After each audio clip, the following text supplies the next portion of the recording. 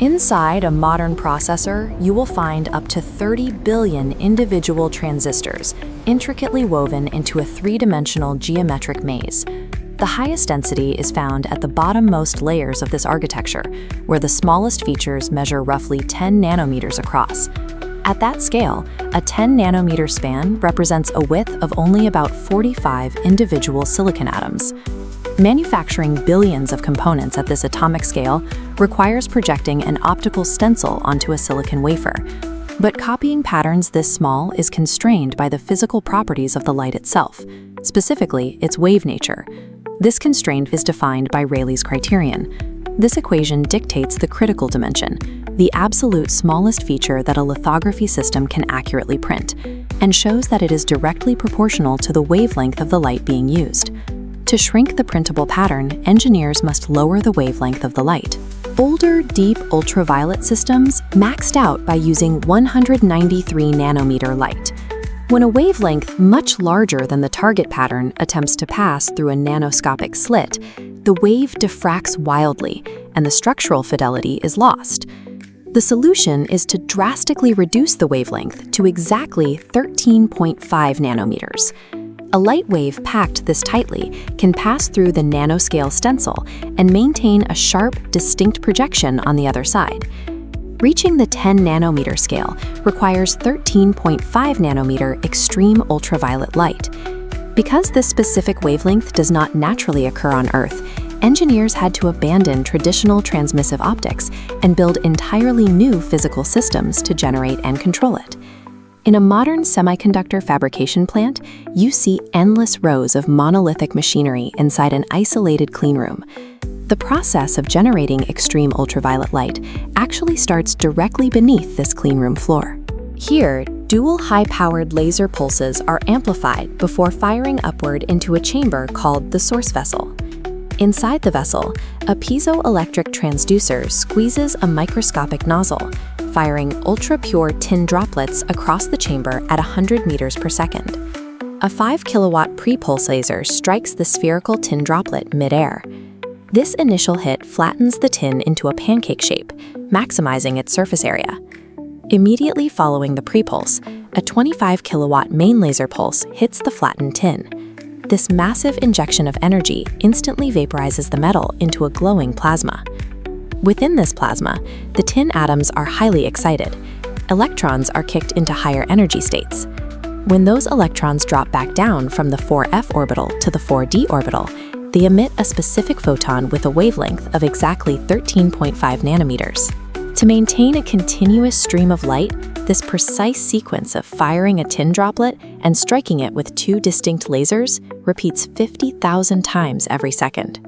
This continuous high-frequency vaporization cycle is currently the only viable method we have to consistently generate the high volumes of 13.5 nanometer photons required by the microchip industry. 13.5 nanometer light poses an immediate engineering problem.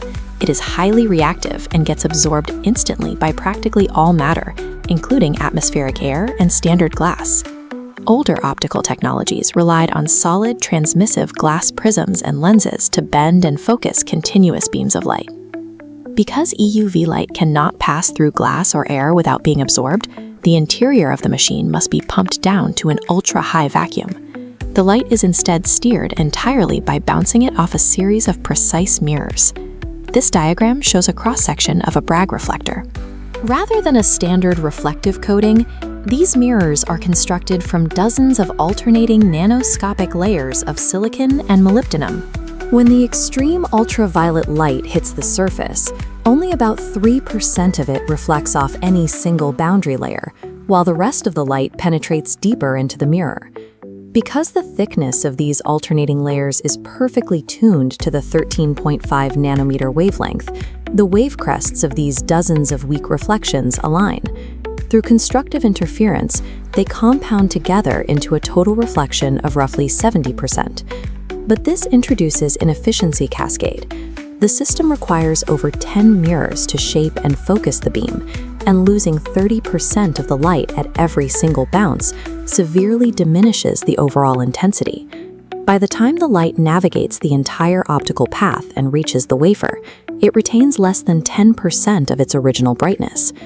This massive loss is exactly why the initial vaporization lasers must operate at an overwhelming 25 kilowatts. Before the light hits its final target, it reflects off the reticle, or photomask. This mask holds the master blueprint for a single layer of the microchip. The reticle uses the same Bragg reflector base as the mirrors, but it is covered with a highly specific pattern of EUV absorbing pixels. These pixels block the light locally to create shadows, imprinting the chip design into the reflecting beam. This patterned reflection then enters the projection optics. Bouncing through a series of curved mirrors, the image is focused and shrunk down by a factor of exactly 4. The tightly packed pattern is projected onto the silicon wafer, which has been pre-coated with a light-sensitive polymer layer called photoresist. Within this photoresist layer is a specialized chemical component known as a photoacid generator. When the high-energy EUV photons strike the resist, they ionize it and release electrons. These electrons trigger the generator to produce an acid that physically breaks apart the local polymer bonds. The areas weakened by this acid become highly soluble. In the next step of the factory pipeline, a developing liquid washes away these precise regions, leaving behind a hardened physical stencil. The precise moment the photon shatters the polymer bond is the mechanism that translates abstract optical data into the physical, three-dimensional architecture of a computational circuit. Printing a single, highly detailed layer is only useful if it aligns perfectly with the layers below it. If a new pattern of 10 nanometer features is offset by just a few atoms, the electrical pathways fail and the entire chip is ruined. To achieve perfect positioning, the system uses a twin-scan magnetic levitation stage. Electromagnets allow the wafer platform to glide rapidly over a grid-like table. As it moves, interferometers actively read alignment marks across the wafer, making continuous sub-nanometer adjustments to the stage position while the patterned light scans across it. Combining 50,000 plasma bursts per second, frictionless magnetic positioning, and precise chemical etching, the machine completes the nanoscale patterning of an entire 300mm wafer in just 18 seconds. To understand the future of chip manufacturing, we have to look back at Rayleigh's criterion. With the wavelength locked at 13.5 nanometers, the only variable left is the divisor, numerical aperture. It measures the light angle the projection mirrors capture. Increasing this from 0.33 to 0.55 mathematically shrinks the critical dimension from 10 nanometers down to 8. But achieving this high NA specification physically requires exponentially larger mirrors, forcing a complete architectural redesign of an already massive multi-billion-dollar system. The extreme ultraviolet photolithography machine operates at the absolute boundaries of human engineering.